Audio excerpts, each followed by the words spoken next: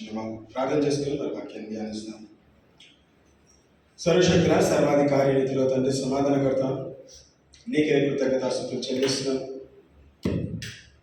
అందులో స్తుతించి నేను ఆరాధించగలిగినాను. మాకు ఇచ్చిన ఈ శ్రేష్ఠమైన సమయం బట్టి, మాకు ఇచ్చిన ఈ నూతన వారాన్ని బట్టి వందనాలు చేస్తే వాక్యం ధ్యానిస్తుగా నాతో మాట్లాడి, నా ద్వారా మాట్లాడి వాక్యం విత్తనం నాటబడుతుందేవా మా మనతో తెరవండి.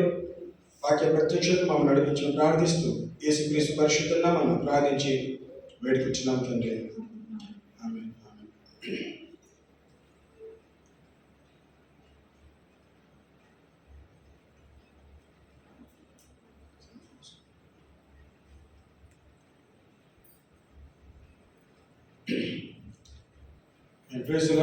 ఒకసారి దేవుడు మనకి ఇచ్చిన గొప్ప ధన్యతను బట్టి మన దేవునికి కృతజ్ఞతలు చెల్లిస్తున్నాం. మన దేవుని వాక్యాన్ని ధ్యానించే ఆధిక్యతని మరొకసారి ఇంకొక వారం దేవుడు మనకు అనుగ్రహించినందుకు దేవునికి కృతజ్ఞతలు చెల్లిస్తున్నాం.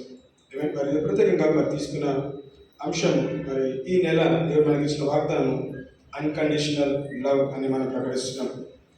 అంటే ఏంటంటే షరతులు లేని ప్రేమ అనే అంశాన్ని మనము ధ్యానిస్తాం. Unconditional month of unconditional love. So నాతో పాటు మార్కు సువార్త 12వ అధ్యాయము 30-31 వచనం ఒకసారి మనం గమనిస్తాం.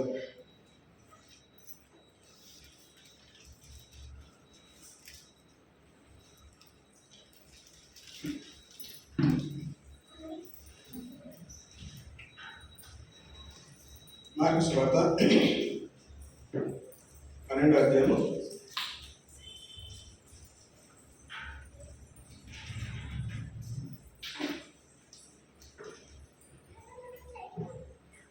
30-31 వచనం ఒకసారి మనము గమనిస్తాం. నీ పూర్ణ హృదయంతోనూ, నీ పూర్ణ ఆత్మతోనూ, నీ పూర్ణ వివేకంతోనూ, నీ పూర్ణ బలంతోనూ నీ దేవుడైన ప్రభువును ప్రేమింపవలెనన్నది ప్రధానమైన ఆజ్ఞ. రెండవది, నీవు నిన్ను వలె నీ పొరుగు వారిని ప్రేమింపవలెను అన్నది రెండవ ఆజ్ఞ. వీటి కంటే ముఖ్యమైన ఆజ్ఞ మరేదీ లేదని అతనితో చెప్పారు. గమనిస్తే యేసుక్రీస్తు సంభాషణ లేదా క్వశ్చన్ అడుగుతున్నప్పుడు, ప్రశ్నిస్తున్నప్పుడు తను ఇచ్చిన ఉత్తరం ఏంటిది? నీవు నీ పూర్ణ హృదయంతోనూ, నీ పూర్ణ ఆత్మతోనూ, నీ పూర్ణ వివేకముతోనూ, నీ పూర్ణ మనసు పూర్ణ బలముతోనూ నీ దేవుడైన యెహోవాను ప్రేమింపవలెను. అది ఆజ్ఞ అండి. దేవుని ప్రేమించాలి. ఇంకెవరిని ప్రేమించాలంట? పొరుగువారిని. నిన్ను వలె నీ పొరుగువారిని ప్రేమించు అని వాక్యం సెలవిస్తున్నది. అదేంటిదంట? The best and the foremost commandment. ప్రాముఖ్యమైనది, ప్రథమ ఆజ్ఞగా ఉంటున్నది. The first commandment. సో ఆ దేవుడు ఆ ఫస్ట్ కమాండ్మెంట్ నిలబెట్టినాడో లేదో మనం గమనిస్తాం కదా. యేసుక్రీస్తు మనకి చూడండి, ఈ ఆజ్ఞలు దేవుడు అంటే యేసుక్రీస్తు రాకముందు మనము ధర్మశాస్త్రంలో ఆజ్ఞలు ఇవ్వటమని గమనిస్తున్నాము. అదే ఆజ్ఞని యేసుక్రీస్తు ప్రశ్నించినప్పుడు ఉత్తరం ఏమన్నాడు? ఏదైతే ఆజ్ఞలో రాయబడ్డది అదే ఆజ్ఞ వల్ల గుర్తు చేస్తాడు. పరిసర శాస్త్రులు అనేక సార్లు తప్పుపడతాను అనే ఆలోచనతోని యేసుక్రీస్తు వెంబడిస్తుండగా, ఏ ప్రేమ విషయంలో మాట్లాడుతుండగా ఏం చేయాలంటే, ఏది ప్రథమ ఆజ్ఞ, which is the best commandment or which is the first commandment. నీ దేవుడని యెహోవా ఏంటంటే ఆత్మతో, సత్యముతో, బలముతో, పూర్ణ మనసుతో, పూర్ణ బలముతో, పూర్ణ శక్తితో ఏం చేయాలంటే ప్రేమించాలి అని వాక్యం సెలవిస్తుంది. సో గమనిస్తే ఇక్కడ అదే మాట ఎక్కడ నిరూపించబడ్డది? యోహాను సువార్త 3వ అధ్యాయము 16వ వచనం మనం గమనించినట్లయితే కదా, మనకందరికీ తెలిసిన వాక్య భాగమే. దేవుడు లోకమును ఎంతో ప్రేమించాను. హల్లెలూయా. ఏం చేశాడంటే దేవుడు చెప్పటం కాదు, చేసి చూపెట్టినాడు. ఆజ్ఞలు రాయటమే కాదు, కానీ ఆజ్ఞలో రాయబడిన ఆజ్ఞ, ప్రథమ ఆజ్ఞ ఏం చేశాడంట? తండ్రి అయిన దేవుడు లోకంలో ఎంతో ప్రేమించింది కాబట్టి తన అద్వితీయ కుమారుని ఏం చేశాడంట? మనకి బలిగా అర్పించడానికి పంపించాడు. For He gave His only begotten Son that we should not perish. మనము నశించకుండానట్లు, తనని ఎవరైతే నమ్ముతారో విశ్వసిస్తారో నశించకుండానట్లు ఆయన ఏం చేశారంట, who believes should not perish but have everlasting, నిత్య జీవం పొందినట్లు. సో నిత్య జీవం మనకు రావడానికి ఏం చేసిన మొదటి కారణము ప్రేమతోని స్టార్ట్ అయింది. నశించుకోవాల్సిన వాళ్ళని మనల్ని దేవుడు ప్రేమించిన కనుక తన ప్రేమ ఏం చేస్తుంది, మనం నశించిపోకుండా ఒక అవకాశం ఇచ్చింది. కండిషన్ ఏంటిది? ప్రేమించడం దేవుడు మనల్ని ప్రేమించడం కాబట్టి మనం నశించుకోకుండా కాదండి. కండిషన్ ఏంటిది? మనం యేసుక్రీస్తుని మనము నమ్మాలి, అంగీకరించాలి, స్వీకరించాలి. Those who believe in the lord Jesus Christ they shall be saved అని వాక్యం తెలుస్తుంది. ప్రతి ఒక్కరు కాదండి, దేవుడు లోకాన్ని ప్రేమించినాడు, కానీ ప్రేమించిన తర్వాత ఏమన్నాడు, నా కుమారుని పంపించినాడు, బలిగా అర్పించబడ్డాడు. ఆ యేసుక్రీస్తు మా కుమారుని ప్రేమించి మా కుమారుని అంగీకరించిన వాళ్ళు ఏదంటే నిత్య జీవం పొందుకుంటారు. సో మనం నిత్య జీవం పొందుకోవాలంటే మనం ఏం చేయాలంటే షరతులు లేని ప్రేమ మనము కలిగి ఉండాలి. గాడ్ ఈజ్ లవ్ అని తెలుసండి. దేవుడు అంటే కదా ప్రేమమయుడు, ప్రేమ స్వరూపి అంటాం, ప్రేమమయుడు అని పిలుస్తాం. సో ప్రేమమయుడు, ప్రేమ స్వరూపి ఏమని అడుగుతున్నాడు మనల్ని? నన్ను పోలి మీరు నడుచుకోండి, నా పోలికలు మీరు కట్టున్నారు కాబట్టి నేను ఏ విధంగా నడుచుకున్నానో మీరు కూడా అదే విధంగా నడవండి. సో ఈ ఉదయకాల సమయంలో ఇది కేవలం మనకు తెలియదని కాదు, ఇది కేవలం ఒక గుర్తింపు మాత్రమే. సో ఏమంటున్నామో వాక్యం తెలుస్తుంది, మనము ప్రేమించాలి. ఎవరిని? పొరుగువారిని ప్రేమించాలి. ఇక్కడ పొరుగువారిని గమనిస్తే చూడండి, క్రమక్రమంగా గమనిస్తాం. ఫస్ట్ థింగ్ దేవుడి దగ్గర నుంచి స్టార్ట్ చేస్తాం. అంటే దేవుడు ప్రేమ స్వరూపి, ప్రేమమయుడు, ఆయన అన్కండిషనల్, అంటే షరతులు లేని ప్రేమతో మనల్ని ప్రేమించాడు. ఆ షరతులు లేని ప్రేమ అంటే ఏంటిది? తన కుమారుని బలిగా అర్పించినాడు. ఇక్కడ సాక్రిఫైస్ చేసే సమయం వచ్చిందనుకుందాం. ఎగ్జాంపుల్ మనకున్న సిచ్యువేషన్ బట్టి మనం ఎవరైనా మన కుమారులను కానీ కుమార్తెలను కానీ బలి ఇవ్వడానికి పంపిస్తామా? పంపించామండి. ఎందుకు పంపించాము? మనము మన పిల్లల్ని ప్రేమిస్తామని బలి అర్పించేంత స్థాయి వరకు మనం పంపించలేము. కానీ తండ్రి ఏం చేస్తాడు? మనం నశించకుండానట్లు ఏం చేస్తాడు? తన కుమారుని పంపించేది. ఎందుకు? మనల్ని వెతికి రక్షించుకోవడానికి, మనము రక్షణలోకి రావాలని, దేవుని రాజ్యంలో చేర్చబడడానికి దేవుడు మనకిచ్చిన ఆధిక్యత, ఆ ధన్యతను బట్టి ఒక అవకాశం ఇస్తాడు. ప్రేమ ద్వారా దేవుడు మనకు ఒక అవకాశం ఇస్తాడు. ఏం చేస్తాడంట? God so love the world, మనం ప్రేమించినాడు మనం నశించుకోకుండా ఉండునట్లు. హల్లెలూయా. ఏమైనా ఇంకొక మాట గమనిస్తే నాకు తెలిసిన కథ బాగానే లూకాసు వార్త 15వ అధ్యాయంలో 11 నుంచి 32 వర్షం వరకు అక్కడ తప్పిపోయిన కుమారుడు గురించి రాయబడ్డదండి కదా. ఆ సందర్భంలో తండ్రి ప్రేమను గమనిస్తాం. ఇక్కడ ఫస్ట్ ఎవరి ప్రేమ చూసినామో దేవుని ప్రేమ. అంటే దేవుడు అంటే ఎవరు? సృష్టికర్త ప్రేమించిన విధానం గమనించినాం. సృష్టికర్త మనల్ని ప్రేమించినాడు. ఎందుకంటే మన పరలోకమందున మన తండ్రి మనం ప్రేమించాడు కాబట్టి తన కుమారుని బలిగా అర్పించినాడు. ఇక్కడ రెండో సందర్భంలో గమనిస్తే మరి తప్పిపోయిన కుమారుడు గురించి మనం ఈరోజు కుమారుని గురించి మాట్లాడేది కానీ తండ్రి గురించి మాట్లాడుతున్నాం. ఆ తండ్రి ఏం చేస్తాడు? ఇద్దరు కుమారులను గనుడు పెంచినాడు, పెద్దగా చేస్తాడు. కానీ కుమారుడు చిన్నవాడు ఏం చేస్తాడు? నా ఆస్తి నాకు కావాలి, నా సగభాగం నాకు కావాలి. బహుశా ఎక్కడి నుంచో స్నేహితుల నుంచి ఎవరి నుంచో ప్రేరేపించబడి ఇంకెంతకాలం ఇంట్లో ఉంటావురా కదా, నువ్వు బయటికి తీసుకొని రా, నీ దగ్గర చాలా డబ్బు ఉంది కదా, మనం ఎంజాయ్ చేస్తాము కదా అన్నిండొచ్చు. మా నాన్న ఇవ్వడంటే నీకు ఇంత ఆస్తి ఉంటుంది, నీ ఆస్తిలో సగ భాగం తీసుకొని ఎందుకంటే నీ భాగం తీసుకొని బయటకు వచ్చి మనము ఎంజాయ్ చేస్తాం. బహుశా అలాంటి స్నేహితులతో ప్రేరేపించబడ్డాడు.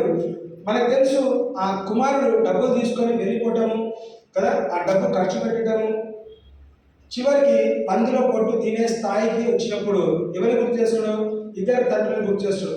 పరలోకముందున తండ్రిని, నన్ను కన్న తండ్రిని కూడా గుర్తు చేస్తున్నాడు. ఏమని మాట్లాడుతున్నాడు? నేను తప్పు చేసినాను, నేను పశ్చాత్తాపడుతున్నాను, నా తండ్రి దగ్గరికి వెళ్తే ఎందుకు? తన తండ్రి ప్రేమ ఎరిగినవాడు, తన తండ్రి ప్రేమను అనుభవించిన వాడు. ఏమంటున్నాడు? ఇద్దరిని పరలోకమైన తండ్రి నన్ను ప్రేమిస్తున్న నాకు క్షమిస్తాడు, ఈ భూలోకం నన్ను కన్న తండ్రి కూడా నన్ను ప్రేమిస్తున్న నాకు క్షమిస్తాడు. కాబట్టి నేను ఎక్కడికి వెళ్ళను? నా తండ్రి దగ్గరికే వెళ్తాను. తండ్రి దగ్గరికి వెళ్ళడానికి నిర్ణయం తీసుకున్నప్పుడు తండ్రి కూడా ఏ రోజైతే కుమారుడు ఇంట్లో నుంచి వెళ్ళిపోయాడో ఆ రోజు నుంచి కుమారుడు పైన బెంగ పెట్టుకుని ఉన్నాడు. అంటే ఎదురు చూస్తూ ఉన్నాడు.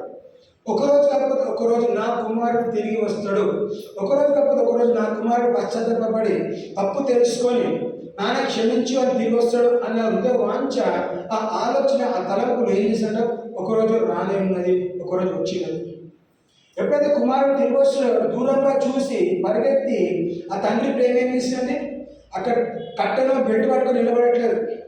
ఏంద్రా మళ్ళీ వచ్చినావు, ఏం తీసుకోవడానికి వచ్చినావు, ఎందుకు వచ్చినావు, నీ సగభాగం నీకు ఇచ్చేసినావు కదా, నీ బతుకు నువ్వు సస్తేసావు, నాకు అనవసరము కదా, నా దగ్గరికి రావు, నా బరువు తీసేసినావు కదా, నా ఆస్తి మొత్తం కొట్టేసినావు, ఇవన్నీ మాట్లాడట్లేదండి. ఆ ప్రేమ ఏం చేసిందంటే ప్రేమ క్షమాపణకి నడిపించింది.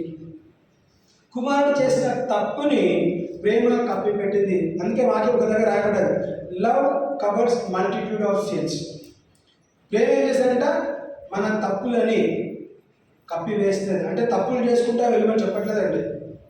ప్రేమించడం కాబట్టి అంటే తప్పులు కప్పించడం అంటే ఏంటంటే దేవుడు క్షమించేవాడు. మనం క్షమించి ఏం చేశాడు, ఆ పాపంని లేదా తప్పుని గుర్తు చేస్తూ ఉండట్లేదు. సో తండ్రి దగ్గర కుమారుడు వచ్చినప్పుడు తండ్రి దగ్గరికి వెళ్ళి, కుమారు దగ్గర వెళ్ళి కౌగలించుకొని, హత్తుకొని, ముద్దాడి ఏం చేస్తాడు, తన చెప్తున్న మాటలు కూడా లెక్క చేయట్లేదండి.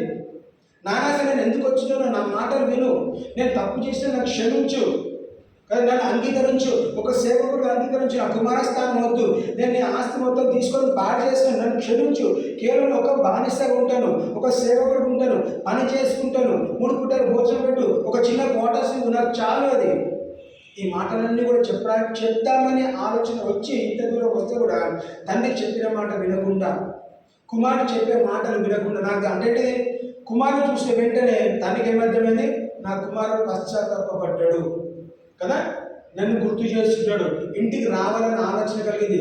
అదే ఆలోచన తండ్రి కూడా వెళ్ళిన రోజు నుంచి ఎక్స్పెక్ట్ చేస్తాడు. కాబట్టి తన హృదయవాంఛ ఏంటిది, నా కుమారుడు ఒకరోజు తప్పకుండా, ఎందుకు తనకున్న అనుభవం ప్రకారం ఆ తెలియని వయసులో యువన కాలంలో బహుశా అనేక స్నేహితులతో రెచ్చగొట్టబడ్డాడు, ప్రేరేపించబడ్డాడు, ఇక డబ్బు తీసుకెళ్తాడు, డబ్బు పోతే కొని నా కుమారుడు ఒకరోజు తప్పకుండా తన తప్పు తెలుసుకొని ఇంటికి తిరిగి వస్తాడు అన్న ఆలోచన తన తండ్రి జీవితం నెరవేర్చబడ్డది. తండ్రి ఏం చేశాడండి, తండ్రి ప్రేమించను. మొట్టమొదటి ఏమని చూశాను, దేవాది దేవుడు సృష్టికర్త మనల్ని ప్రేమించను, అదేవిధంగా తండ్రి కూడా తన కుమారుని ప్రేమించను.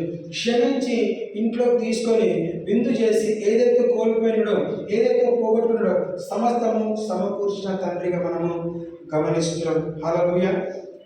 మరి అదే ఇంకొక ఉదాహరణ తీసుకుంటే లూకాసు సువార్త 10వ అధ్యాయంలో మనము ఇక్కడ ఇంకొక ఉపమానం గమనిస్తాం, ద గుడ్ సమారిటన్, మంచి సమరుని కథ.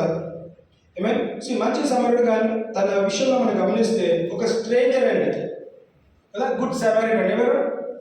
ఎవరికి వ్యత్యాసం లేదు, అసలు పోలికలు ఏం లేవు, స్నేహం అట్లాంటివి ఏం లేదు. కానీ ఒక స్ట్రేంజర్ ఏం చేశాడంట, ఒక వ్యక్తి చనిపోయిన పరిస్థితిగతిలో ఉంటే తనని ఆదుకున్నాడు.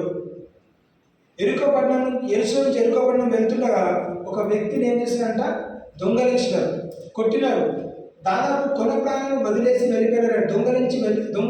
దొంగలించి కొట్టి ఆ కొన ప్రాణాలను వదిలేసి వెళ్ళిన వ్యక్తిని 3 వెళ్తున్నారు. యాజకులు, ప్రధానమంత్రి, ఎవరెవరు వెళ్ళినా ఎవ్వరు పట్టించుకోలేదు. కానీ వాళ్ళందరూ వాక్యం తెలిసిన వాళ్ళు. లీవా వెళ్ళినాడు, ప్రీస్ట్ వెళ్ళినాడు, అనేక మంది వెళ్ళారు. కానీ ఎవరు కూడా తనని ముట్టుకోలేదు, తన దగ్గర కూడా రాలేదు. కానీ అదే అనుకున్నాము, అదే సండే సర్వీస్ కదా, నిన్ను వలని పొరుగువారిని ప్రేమించాలని వాక్యం చెప్పి ఆ పాస్టర్ అనుకున్నాం. ఎగ్జాంపుల్గా ఆ లేవి అనే పాస్టర్ బయలుదేరుతూ ఉన్నాడు. ఆ చెప్పిన పాస్టరే తనను చూసి పక్క నుంచి వెళ్ళిపోయాడు. ఎందుకు నాకెందుకు గొడవ కదా, నాకెందుకు తలకాయ నొప్పి అనుకుని వెళ్ళిపోయాడు. కానీ ఒక స్ట్రేంజరు కదా, తెలియని వ్యక్తి ఆ వ్యక్తి దగ్గరకు వచ్చి ఏం చేశాడు, తన గాయాన్ని తుడిచి కడిగి ఏం చేశాడ, తన హాస్పిటల్కి తీసుకెళ్ళి అడ్మిట్ చేసి ఏం చేశాడ, తనకి ఎంత డబ్బు అయితే ఖర్చు అవుతుందో ఆ డబ్బు చెల్లించినాడు. ఇంకా ఎక్స్ట్రా డబ్బు ఏమైనా ఖర్చు పెడితే నేను తిరిగి వచ్చి చెల్లిస్తాను, మీరు ఈయనని జాగ్రత్తగా చూసుకోండి.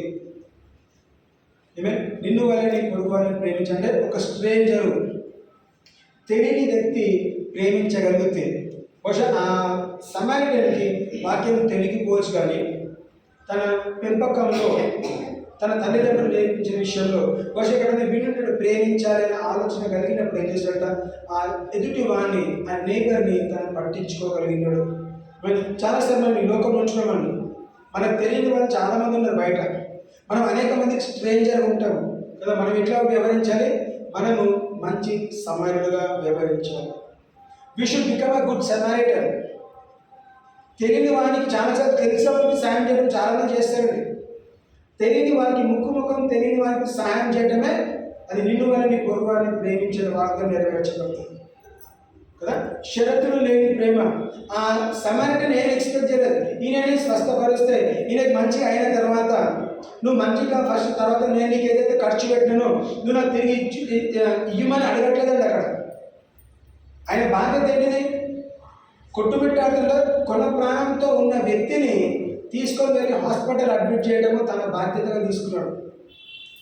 అరే నా పొరుగువాడే కదా, ఆయన బంధువు కాదు, మిత్రులు కాదు, స్నేహితులు కాదు, కుటుంబ సభ్యులు ఎవరు కాదు, సంబంధం లేని వ్యక్తిని తీసుకెళ్ళండి తనని పట్టించుకొని తనని తీసుకొని ఆహారం ఇచ్చినాడు, నూనెతో అభిషేకించినాడు.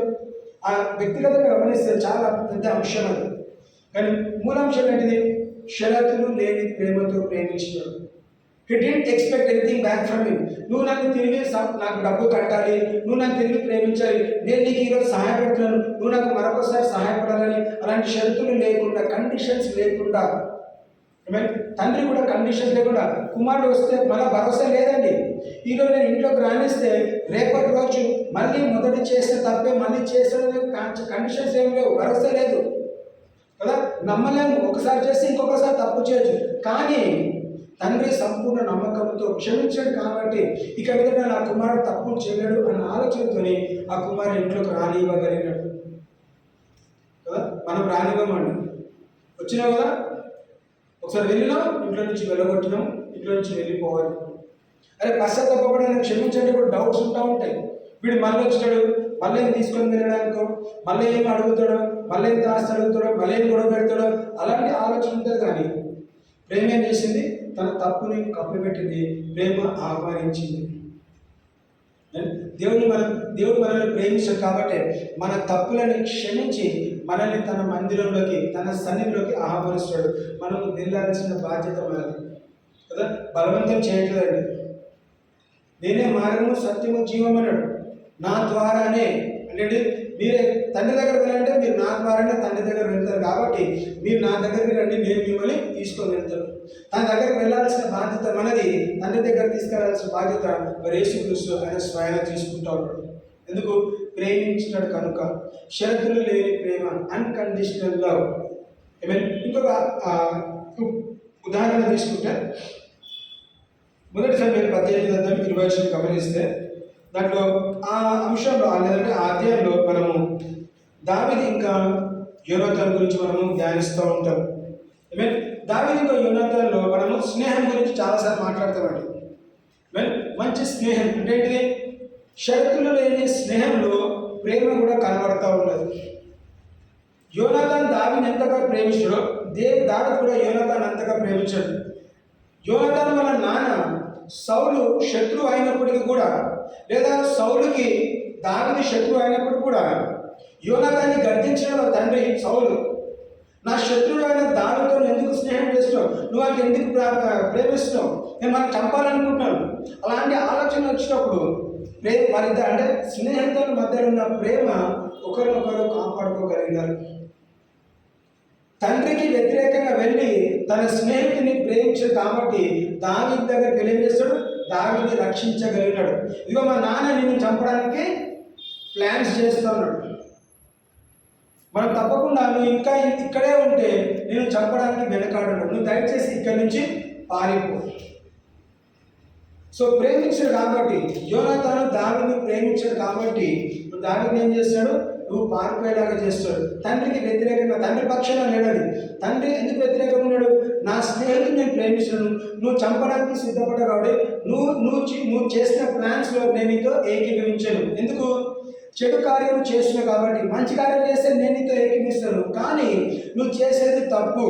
నువ్వు ఒక వ్యక్తిని, ఏమి తప్పు చేయని వ్యక్తిని చంపడానికి ఆలోచించు కాబట్టి ఇదిగో తన నీ కుమారుడు అయినప్పుడు కూడా నా స్నేహితుల ప్రేమ ఉంది. ఆ ప్రేమ ద్వారా నా స్నేహితుని నేను కాపాడగలుగుతాను, నేను కాపాడుతాను అన్న ఆలోచనతోనే మరి దావీదుని కాపాడడం గమనిస్తాం. అదే ప్రేమ యోనాతాను చనిపోయిన తర్వాత కూడా దావీదు ఏం చేస్తాడు, రుణపడి ఉండడానికి, ఆ ప్రేమని, ఆ స్నేహంలో రుణపడి ఉండడానికి ఏం చేస్తాడు, ఎవరైనా వంశంలో ఎవరైనా ఒకరు మిగిలి ఉంటే నేను వాళ్ళని పోషిస్తాను, నేను వాళ్ళని దగ్గర తీసుకుంటాను అని మెఫీబోషెత్ దగ్గర తీసుకుంటాను మనం గమనిస్తాను. ఆ కుంటివాడని మెఫీబోషెత్ వెతికించి కదా, ఎక్కడ కూడా తెలియదు, రాజు అందరికీ చెప్తాడు, యోనాతానికి సంబంధించిన కుటుంబ సభ్యులు ఎవరైనా ఉంటే కృతజ్ఞతగా కదా, ఫర్ మ్యాటర్ ఆఫ్ గ్రాటిట్యూడ్, కృతజ్ఞతగా నేను చెల్లించాలి, నా రుణము తీర్చుకోవాలి. కాబట్టి ఎవరు ఉంటే వెతకండి. వెతికినప్పుడు మెఫీబోషెత్ కనపడ్డాడు. మెఫీబోషెత్ ఇంటికి తీసుకొచ్చి, ఆయనేమో భయపడుతున్నాడు, ఎక్కడ చంపేస్తానని. నేను చంపడానికి తీసుకొని రావట్లేదు, కానీ నా ప్రేమని రుజువుపరచడానికి ఆ కృతజ్ఞతతో ఏం చేశాక ఇంటికి తీసుకొచ్చి, రాజు బల్ల మీద, నా బల్ల మీద నువ్వు బ్రతికిన కాలం అంతా కూడా నువ్వు ఇక్కడ భోజనము చేస్తావు. మెఫీబోషెత్ నుంచి ఎవరైతే స్థలాలు ఆస్తులు అంతస్తు దొంగలించారో తిరిగి సమకూర్చేలాగా కూడా దావీదు. ఎందుకు? దావీదుకి యోనాతాను స్నేహితుల మధ్యలో ఉన్న ప్రేమను బట్టి కదా. చెప్పే ప్రతి అంశం కూడా మనము ఏదో ఒక రోజులో ఏదో ఒక స్థాయిలో మనం తప్పకుండా అక్కడ నిలబడతామండి. ఒక దగ్గర స్ట్రేంజర్ ఉంటాము, ఒక దగ్గర తల్లి తండ్రి ఉంటాము, ఒక దగ్గర స్నేహితులు ఉంటాము. ఆ ఉన్న స్టేజెస్లో, ఆ ఉన్న ప్రాంతంలో మనము ఏం చేయాలంటే షరతులు లేని ప్రేమతో మనం ప్రేమించాలి. అన్కండిషనల్ లవ్ కదా. మనం ప్రేమిస్తే ప్రేమ తప్పకుండా మన దగ్గరికి తిరిగి వస్తుంది. We should have that unconditional love. షరతులు లేని ప్రేమ. మరి ఇద్దరి మధ్య షరతులు లేవండి కదా. నేను యోనాతాను చెప్పలేదు దావీదుకి, ఈరోజు నేను నిన్ను కాపాడుతున్నా కాబట్టి కదా, మా తండ్రి నేను చంపకుండా కాపాడును కాబట్టి నువ్వు బ్రతుకుంటే నా పిల్లల్ని, నా కుటుంబాన్ని చూసుకొని ఎక్కడ చెప్పలేదు. ఆయన హృదయ వైఖరిని బట్టి, దేవుని వాక్యం ఎరిగినవాడు కాబట్టి, దేవుని ప్రేమను అనుభవించాడు కాబట్టి, నేను దేవుని ప్రేమను అనుభవించాను, నేను దేవుని ప్రేమను చాటుతాను. అలాగే మనము దేవుని ప్రేమను అనుభవించిన వారికి ఉన్నాము, మనం దేవుని ప్రేమను చాటాలి. ఈ విధంగా షరతులు లేని ప్రేమ. మనం చేస్తున్నాము, ఎక్స్పెక్ట్ చేయకండి మళ్ళీ మన దగ్గర రావాలని. మనం చేస్తే వాక్యం చేస్తారు, నువ్వు ఏదైతే విత్తువో దాని పంట తప్పకుండా కోస్తావు. బై డిఫాల్ట్ మన దగ్గరకు వస్తుంది అది. మనం ఏదైతే విత్తనమో దాని పంట మనం తప్పకుండా అనుభవిస్తాము. సో మనం ప్రేమిస్తే మనం తప్పకుండా ప్రేమించబడతాము. ఇంకొక అంశం, క్లుప్తంగా ఇంకొక అంశం సందర్భం గమనిస్తే, రూత్ ఇంకా నయోమి. రూత్ మొదటి అధ్యాయం 16 వచనము, 16-17 వచనం ఒకసారి గమనించా.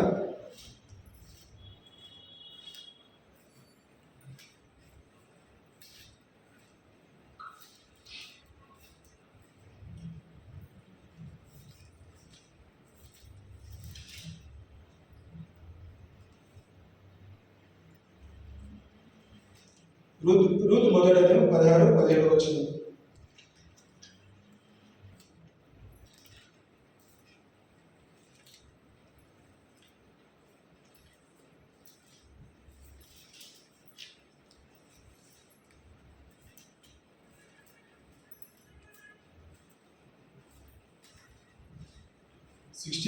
Ruth chapter 1 16-17.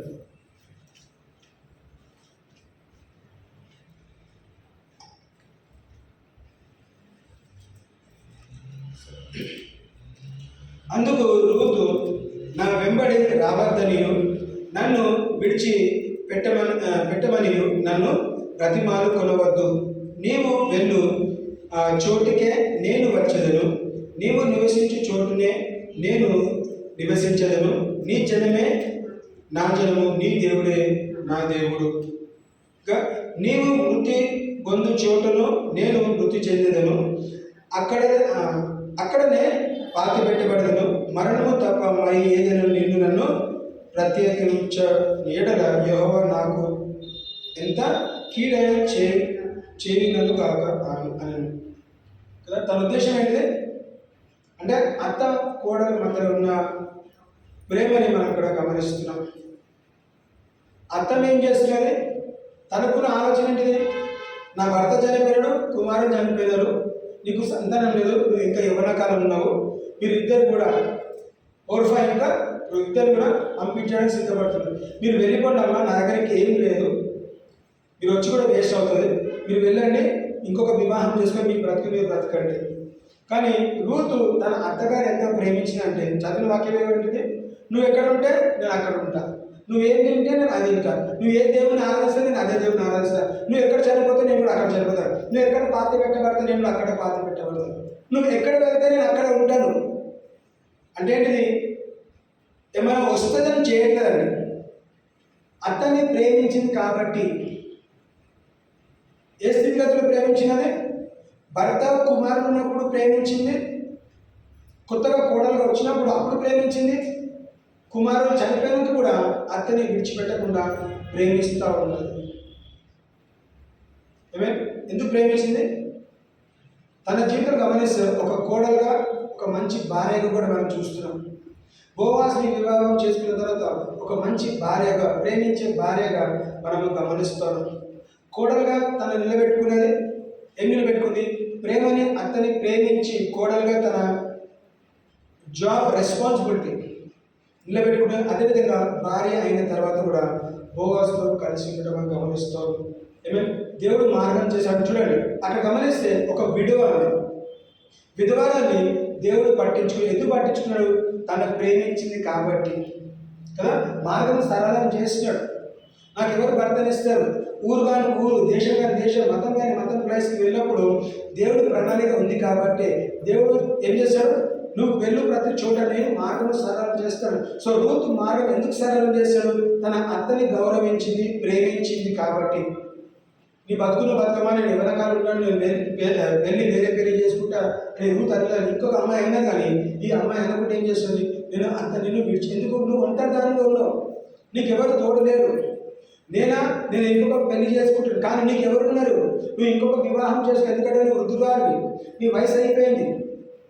ఒంటరిదాన్ని విడిచిపెట్టకుండా నేను పెళ్లి చేసుకోకపోయినా పర్వాలేదు, మనం ఇద్దరమే ఉందాము, నేను నిన్ను చూసుకుంటా, ఒక కూతురులాగా నేను చూసుకుంటాను అన్న ఆలోచనతో, మంచి ఆలోచనతోని కదా. ఇవాళ అలాంటి పరిస్థితి మనం చూడట్లేదండి కదా. చంపుకోవటం, కొట్టుకోవటం, తిట్టుకోవటము, ద్వేషం, పగ పెరుగుతూ ఉన్నది. కానీ మరి వాక్యానుసారంగా క్రైస్తవ విశ్వాస దేవుడి సంఘానికి ఉదయకాల నేర్పించేది షరతులు లేని ప్రేమ మనం కలిగి ఉండాలి. అది ప్రాముఖ్యము. మొదటి ఆత్మీయ దేవుడు మనకి ఇస్తాడు. దేవుని ప్రేమించాలి, మన పొరుగువారిని ప్రేమించాలి. తండ్రి ప్రేమ చూసినాము, దేవుని ప్రేమ చూసినాము, స్నేహితుల ప్రేమ చూసినాము, అత్త కోడల మధ్యలో ఉన్న ప్రేమ చూసినాము, భార్య ప్రేమను కూడా చూసినాము. ఇంకొక అంశం మనం గమనిస్తే ఆదికాండం 29వ అధ్యాయం 20వ వచనం.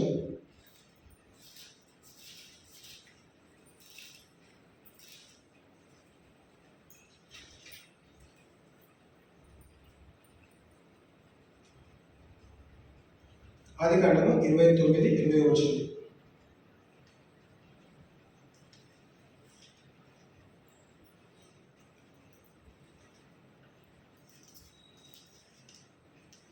యాకోబు రాహేలు కోసము 7 సంవత్సరములు కొలువు చేసెను. ఆయనను అతడు ఆమెను ప్రేమించుట వలన అవి అతనికి కొద్ది దినములుగా తోచెను. And Jacob served 7 years for Rachel, and they seemed unto him but a few days for the love he had to her. లాభం దగ్గర వచ్చినాక రేచల్ చూడగానే, రాహేలు చూడగానే యాకోబు ప్రేమలో పడ్డాడు, ప్రేమించాడు. వాళ్ళ మామ కూడా తెలుసు. కానీ వివాహం అయ్యే సమయానికి మరి తండ్రిగా లాభాలు ఏం చేస్తాడు? లియానిచ్చి వివాహం చేస్తాడు. అక్కడ యాకోబు మోసపోతాడు. కానీ దాదాపు 7 సంవత్సరాలు ఆల్రెడీ సేవ చేస్తాడు. 7 years పని చేస్తే నా కుమార్తె నీకు ఇస్తాడు, అదే కండిషన్గా చేస్తాడు. ఇంకే ఎప్పుడైతే మోసపోయినాడో వాళ్ళ మామ విన్నాడు, నా 2వ కుమార్తెను నీకే ఇస్తాను, ఇంకొక 7 సంవత్సరాలు పనిచేయమన్నాడు. సో ఇక్కడ వాక్యం ఏం చదివిస్తుంది? రాహేల్ని ప్రేమించినాడు కనుక ఆ 7 సంవత్సరాలు తన దృష్టిలో కొద్ది దినములో మాత్రమే ఉండేది. 7 years అంటే 7 సంవత్సరాలు తక్కువ టైం. 7 అంటే దానికన్నా ముందు 7 అంటే రాహేల్ని పొందడానికి, రాహేల్ని వివాహం చేసుకోవడానికి దాదాపు 14 సంవత్సరాలు ఆయన ఒక సేవకుడిగా పనిచేస్తాడు. సర్వెంట్ లాగా లాభన్ వాళ్ళ మామ ఇంట్లో ఒక సేవకుడిగా పనిచేస్తాడు. అంటే 14 సంవత్సరాలు వెయిటింగ్ పీరియడ్లో ఏమంటున్నాడు? నేను రాహేల్ని అంతగా ప్రేమించినాను కాబట్టి ఏం చేశాడంట? ఆ ప్రేమ కొద్ది సమయం మాత్రమేగా అనిపించినది. సో వెయిటింగ్ పీరియడ్ ఏమైంది? దుఃఖం, బాధ, వేదన, దిగులు అంతా వెళ్ళిపోయి షరతులు లేని ప్రేమతో ఆయన ప్రేమించాడు కాబట్టి ఆయన తన ప్రేమ ద్వారా ఒక భర్తగా తన ప్రేమించగలిగాడు, తన సంపాదించగలిగాడు. సో దేవుడు మనల్ని గమనించేవాడండి. మనం ఏ స్థితిగతులు ఉన్నా, నువ్వు తండ్రి స్థానంలో ఉన్నా, తల్లి స్థానంలో ఉన్నా, భర్త స్థానంలో ఉన్నా, భార్య స్థానంలో కానీ, ఒక స్నేహితుడుగా, స్నేహితురాలుగా కదా, దేంట్లో ఏదైనా కానీ మనము అన్కండిషనల్గా శాశ్వతమైన ప్రేమతో ప్రేమించిన వారిగా, షరతులు లేని ప్రేమతో ప్రేమించిన వారిగా ఉన్నారు. తప్పకుండా పడిపోతుండొచ్చు, ద్వేషం అనేది వస్తుంది, కోపం అనేది వస్తుంది. అయినా దేవా ఆ విషయంలో నా ప్రేమ దాన్ని కప్పాలి. అలాగే love covers multitude of sins. ప్రేమ తప్పులని కప్పు పెడుతుంది. కాబట్టి మనం ఏం చేస్తాము? చూసినప్పుడు వాళ్ళు చేసిన తప్పుని మనం క్షమిస్తేనే మనము ప్రేమించగలుగుతాం. తండ్రి కుమారుని చూసే వెంటనే ఏం గుర్తు రావాలి కదా? సహజంగా ఇప్పుడున్న సిచ్యువేషన్ అయితే వీడు మళ్ళీ ఎందుకు వచ్చినాడు, ఫస్ట్ థాట్ అదే వస్తుంది. వీడి పరిస్థితి ఏంటిది? ఇన్ని డబ్బులు తీసుకుని కనీసం ఒక ప్యాంట్ షర్ట్ మంచి కొనుక్కోలేకపోయినా, జుట్టు కత్తిరించుకోలేకపోయాడు, ఏంది పిచ్చగాని స్థితిగతిలో పడిపోయాడండి. అసలు డబ్బు ఏం చేస్తాడు? ఫస్ట్ రాగానే మన ఇంటర్వ్యూ తీసుకుంటాం, ఎక్కడ వెళ్ళినావు, ఏం చేస్తావు, డబ్బు ఏం చేస్తావు కదా, ఎందుకు ఈ పరిస్థితి వచ్చినది, నువ్వు ఎందుకు ఇట్లా తయారైనావు, ఇవన్నీ అడుగుతామండి. కానీ తండ్రి ఏం చేస్తాడు? ప్రేమ తన తప్పుని కప్పిపెట్టింది. ప్రేమ ఏం చేసినా తన ఇంట్లోకి ఆహ్వానించింది. మనం కూడా అలాంటి తప్పిపోయిన కుమారులుగా, కుమార్తెలుగా దేవుని దృష్టిలో ఉన్నాం. కానీ తండ్రి ఏం గమనిస్తాడు? యేసుక్రీస్తు రూపంలో, యేసుక్రీస్తు ద్వారా నిన్ను నన్ను చూస్తాడు. కాబట్టి యేసుక్రీస్తు ద్వారా అంటే తన రక్తం చిందించబడ్డది కాబట్టి, తన రక్తం ద్వారా మనం కడిగి పరిశుద్ధపరిచాడు. కాబట్టి మన నీతి వస్త్రం ధరించడం, ఆ నీతి వస్త్రం ద్వారా యేసుక్రీస్తు ద్వారా నీతి వస్త్రం మనం ధరించడం కాబట్టి మన పాపము కప్పబెట్టబడ్డది కదా. If you confess your sins, ఆయన నమ్మదగిన వాడు, నీతిమంతుడు కనుక నీ ప్రతి పాపం నుంచి నేను కడిగి పరిశుద్ధపరుస్తాడు. నువ్వు ఒప్పుకున్నట్లయితే దేవా, కుమారుడు ఒప్పుకుంటానండి, వచ్చి డైరెక్ట్గా వచ్చి ఏం చేయకుండా డైరెక్ట్ రావట్లేదు ఇంట్లోకి, ఒప్పుకున్నాడు. మరి ఆ గుడ్ సమారియన్ కూడా తెలిసిన వాక్యము, తెలిసిన జ్ఞానం, ఏ దేవుడైతే పూజ చేస్తున్నాడు లేదా ఆరాధించిన ఆ దేవుని విషయంలో కదా నేర్చుకొని కదా మంచి క్రియ చేయడం మనం గమనిస్తాం. ఇవన్నీ ఉపమానాలుగా ఉండొచ్చు, కానీ మన వ్యక్తిగత జీవితంలో సహజంగా మనం అనుభవిస్తాము. తప్పకుండా మనం దీన్ని పాటించాలి. ఏమైనా చివరి ఇంకొక వ్యక్తి మనం విషయంలో గమనిస్తే కదా, యోసేపు గురించి మనము కొద్ది నిమిషాలు మాట్లాడదాం. యోసేపు మంచి ధనకుడు కొడుకండి కదా. యాకోబుకి కదా 11వ కుమారుడుగా జన్మించిన వ్యక్తి. ఎవరు? రాహేలు కుమారుడుగా. ఎంతో కాలంగా గర్భం కదా గుడ్రాలుగా ఉన్న వ్యక్తిని దేవుడు దర్శించి యోసేపుని వృద్ధాపంలో ఇచ్చినాడు. ఆ యోసేపుని ఎంతగానో ప్రేమించాడు. ఎవరు? తండ్రి యోసేపు చాలా ప్రేమించాడు. అదే ప్రేమని యోసేపు కలిగి ఉన్నాడు. కానీ యోసేపు జీవితం ఏం జరిగినది? తన కళల ద్వారా, తన కళల ద్వారా ఇంట్లో ద్వేషం ఏర్పడ్డది కదా. అన్నలందరూ కూడా ద్వేషించడం ఆరంభించారు. ఆ ద్వేషం కారణంగా యోసేపుని చంపడానికి ప్రయత్నం చేశారు. చంపకుండా ఇంకొక దేశానికి అమ్మేస్తారు. తన జీవితంలో వ్యక్తిగతంగా గమనిస్తే అనేక తన చేయని తప్పు కూడా ఆయన శిక్ష అనుభవిస్తూ వచ్చినాడు. కేవలం ఒక కళ కన్నందుకు శిక్ష ఏంటని సొంత ఇంట్లో నుంచి వెళ్ళగొట్టబడి సొంత అన్నలే ఇంకొక దేశానికి అమ్మివేయబడ్డారు. 44 భార్యతో పడుకోనందుకు తప్పు కారణంగా ఏం చేశారు? జైలు అనుభవించారు. తన చేయని తప్పుకు కూడా అనేక శిక్ష అనుభవిస్తూ వచ్చాడు. కానీ తను ఏం చేస్తాడు? ఆ ప్రేమ ఉంది కాబట్టి అన్నలను చూసినప్పుడు కదా మంచి ఛాన్స్ వచ్చింది. వీళ్ళని ఇక్కడ ఎందుకు నాశనం చేసే సామర్థ్యత ఆయనకు ఉన్నది, ఆ శక్తులు అన్నాడు, ఆ బలం ఉన్నది, ఆ స్థాయిలో ఉన్నాడు. కానీ అన్నలను చూసిన వెంటనే ప్రేమ గుర్తొచ్చింది. అని నా కుటుంబ సభ్యులే కదా, బహుశా తెలియకుండా చేసిండొచ్చు, ద్వేషము పక్కతో చేశారు. కానీ ఈరోజు దేవుడి కృపను బట్టి దేవుడి మార్గం సలహా చేశాడు. నా అన్నలే నా దగ్గరకు వచ్చి ఏం చేశారు? కళ నెరవేర్చేలాగా చేస్తారు. నాకు సాగిల పడ్డారు. అదే కళ నేను కొన్ని సంవత్సరాల క్రితం కళను, ఆ కళ నెరవేర్చబడ్డది. దేవునికి కృతజ్ఞతలు చెల్లించడం. దేవానికి వందనాలు. నా అన్నలు ఈరోజు నన్ను సాష్టాంగ నమస్కారం చేస్తుంది. ఆ రోజు నాకు ఇచ్చిన కళ ఈరోజు నాకు నెరవేర్చబడ్డది. ఏంది దేవుని గుర్తు చేస్తున్నాడు, దేవునికి కృతజ్ఞతలు చెల్లించాడు, అన్నలని ఏం చేస్తాడు, క్షమించినాడు. కొద్దిసేపు ఆట పట్టించినాడు కానీ క్షమించినాడు. ఇంకా ఎక్కువ రోజులు ఆడుకోకుండా ఆట పట్టించకుండా త్వరలోనే చెప్పగలిగినాడు, నేను నీ తమ్ముడిని, అమ్మబడిన తమ్ముడిని. ప్రేమించాడు కాబట్టి వాక్యం ఏం తెలుస్తున్నది, love covers multitude of sins. ప్రేమ తప్పులని కప్పిపెడతారు. సో యోసేపు వాళ్ళ అన్నల్ని, కుటుంబాన్ని ప్రేమించాడు కాబట్టి వాళ్ళు చేసిన తప్పులని కప్పిపెట్టాడు. యోసేపు 100% ఛాన్స్ ఉన్నది, మా నాన్నని నా దగ్గర తెచ్చుకొని మా నాన్నని మా తమ్ముని చూసుకుంటానని. నన్ను ఎవరైతే ఈ స్థాయికి తీసుకొచ్చినారో, నన్ను ఎవరైతే ఈ ఐగుప్తు దేశాన్ని అమ్మేస్తున్నారో కదా, బట్టలు లేకుండా దిగంబరంగా అమ్మేస్తున్నారో, నేను మీ తడాక చూస్తాను, మీ సంగతి నేను చూస్తానట్లేదండి. తప్పకుండా చూడగలుగుతాడు, ఎందుకంటే ఆ స్థాయిలో ఉన్నాడు. బదలా తీసుకోవడానికి లేడు, రివెంజ్ తీసుకోవడానికి లేడు. ఆ స్థాయిలో ఉన్నా కానీ అన్న నన్ను క్షమించి ఏం చేస్తాడు, రాజుతో మాట్లాడు, ఫేరోతో మాట్లాడు, తిరిగి కుటుంబం అంతా కూడా ఐగుప్తు దేశానికి తెచ్చుకోగలిగినాడు. ప్రేమించాడు అంటే తండ్రి ప్రేమని గమనిస్తాము, దేవుడి ప్రేమని గమనించాము, భార్యాభర్తల మధ్యలో ప్రేమని, స్ట్రేంజర్ మధ్యని, అన్నదమ్ముల మధ్యలో ఉన్న ప్రేమని, ఏంటిది షరతులు లేని ప్రేమగా అందరూ ప్రేమించగలిగారు. ఈ ఎగ్జాంపుల్స్ అన్నీ కూడా దేవుడు మనతో గుర్తు చేస్తున్నాం. మనకు తెలియదండి, మనకు తెలుసు, కానీ కేవలం ఒక గుర్తింపుగా మనం పరిశీలించుకున్న దేవా మనం ఎక్కడైనా తప్పిపోయినామా, అది తప్పకుండా చేసే క్రియ ద్వారా 100% జోసెఫ్కి ఛాన్స్ ఉన్నది, ద్వేషించే ఛాన్స్ 100% ఉన్నది. ద్వేషించాలి. దారుణంలో యోనాతాను ద్వేషించాలి. అరే నేను మీ నాన్నకి ఇంత సేవ చేస్తున్నాను, మీ నాన్నని దెయ్యం పట్టిన ఉంటే నేను గిటార్ ప్లే చేస్తున్నాను, లేదా వాయిద్యం వాయిస్తున్నాను, నా కారణంగానే ఆ దురాత్మలు వెళ్ళగొట్టబడుతున్నాయి, నేను మేలే చేసిన కీడు చేయలేదు కదా. స్నేహితుని ఇద్దరు కూడా ద్వేషించవచ్చు, కానీ ప్రేమ ఏం చేసిందంట, షరతులు లేని ప్రేమ కారణంగా వాళ్ళు ఏదైతే కోరుకున్నారో. యోనాతాను ప్రేమించాడు కనుక యోనాతాను చనిపోయినాక కూడా వాళ్ళ కుటుంబంలో ఒకరికి మేలు కలిగింది. హల్లెలూయా. మెఫీబోషెత్ చూసుకోవాల్సిన పరిస్థితి ఏంటిది, ప్రేమ కారణంగా. అదే యోనాతాను ప్రేమించకపోతే ఈరోజు మెఫీబోషెత్ రాజు బల్ల మీద కూర్చొని భోజనం చేసేవాడు కాదు. అదే కుంటి జీవితంతో బ్రతికి చనిపోయేవాడు. ఆ కుంటివాడు కాబట్టి అడ్వాంటేజ్ తీసుకొని వాళ్ళ ఫ్యామిలీ మెంబర్స్ అందరూ కూడా తన దగ్గర నుంచి ఆస్తి అంతస్తు దొంగలించినారు. వీడు కుంటివాడు, వీడేం చేయగలుగుతున్నాడు.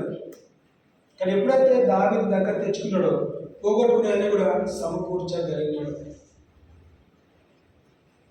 సో దేవుడు సమకూర్చేవాడు. మనం దేవుని దగ్గర నుంచి వెళ్ళగొట్టబడినట్లయితే, అంటే దేవుని దగ్గర నుంచి మనం దూరంగా వెళ్ళినట్లయితే దేవుడు సమకూర్చేవాడు. దేవుడు మనల్ని గమనిస్తున్నాడు, చూస్తున్నాడు. అందుకే శిష్యులు అందరూ కూడా క్వశ్చన్ చేస్తే ఏది ప్రాముఖ్యమైన ఆజ్ఞ అంటే, ఫస్ట్ నీ దేవుని ప్రేమించు, తర్వాత నీ పొరుగువాన్ని ప్రేమించు.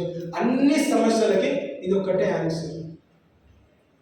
ద్వేషం ఏమవుతుందండి, ఈ మధ్య చాలా ఇన్సిడెంట్స్ మనం చూస్తూ ఉన్నాం కదా. చంపుకోవడము, హత్యలు చేయడం చిన్న చాలా ఈజీగా అయిపోయింది.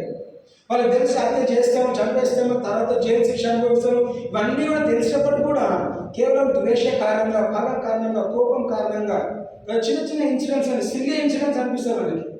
కానీ అలాంటి కారణంగా వాళ్ళు చంపుకుంటున్నారు. కానీ క్రైస్తవ విశ్వాసుగా వాళ్ళ కొరకు మనం ప్రార్థన చేయాలి, మన కొరకు మనం ప్రార్థన చేయాలి. మనము ఈ షరతులు లేని ప్రేమని మనం అనుభవించాలి, మనం పాటించాలి.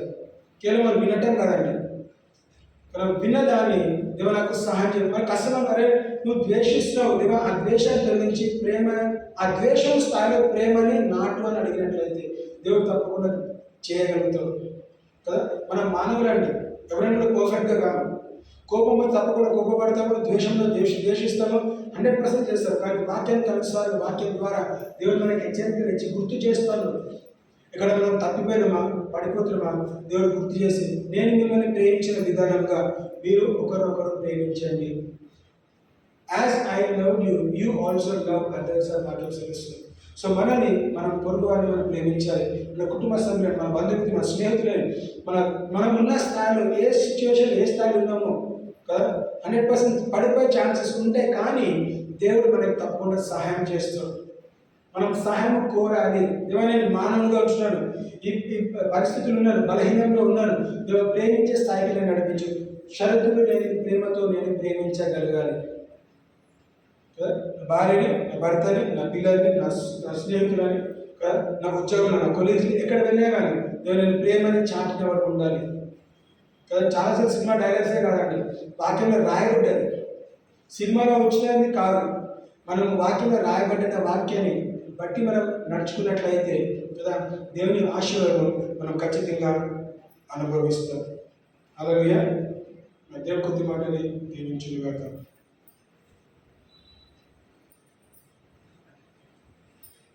విన్న వాక్యం ద్వారా మరి దేవుడు మనల్ని ప్రేమించడం కనుక కదా, ప్రేమ కారణమే ఈ బల్ల మన దగ్గర చేర్చబడదండి. మన దగ్గర చేరినప్పుడు మరి యేసుక్రీస్తు మనల్ని ప్రేమించడు కాబట్టి తన ప్రాణం అర్పించడు. ఏ విధంగా? తన శరీరం విరగొట్టబడ్డది, తన రక్తం మన కొరకు చిందించబడ్డది. సో మన దగ్గర చేరినప్పుడు మనం బలలో పాలు పంచుకుంటుండగా మనం నమ్ముదాం, దేవా నీ శరీరం నా స్వస్థతకి విరగొట్టబడ్డది, నీ రక్తం నా పాప విమోచనకు ఉంది కాబట్టి దేవా నన్ను కడగండి, పరిశుద్ధపరచండి కదా. నన్ను కడిగి పరిశుద్ధపరచమని అడిగినట్లయితే ఏమవుతుంది?